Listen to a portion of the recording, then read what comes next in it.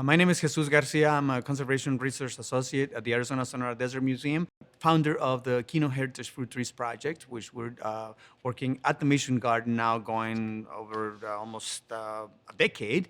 And what the project involves is propagating and bringing back as many varieties of heirloom trees that came with the Europeans starting in the late 1600s. So one of the varieties that we've been working with early on, because we're the easiest ones to propagate, is the fig.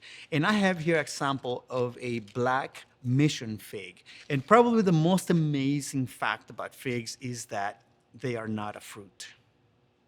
Figs are a flower.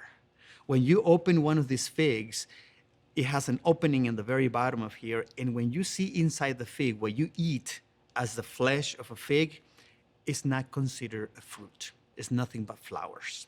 And usually a little wasp, we don't have the wasp here in the Americas, but in Europe, there's a little wasp that goes through the little hole of the fig and pollinates the flowers inside. Figs can be incredibly versatile. You can eat them fresh. You can dry them and eat them dry. You can make marmalade. You can make probably even wine and many different things because they have a lot of sugar in them. So here we call them mission figs because they came with the missionaries. The missionaries brought a lot of varieties of Mediterranean trees that adapted really well to our conditions. And most of the people who lived in northern Mexico, southern Arizona, where people refer to as the Southwest, often have a fig tree in their backyards. Figs are very, very important all around the world. You can find dozens of varieties, particularly in areas with similar climate, like what we call the Mediterranean style climate that we have here in Tucson.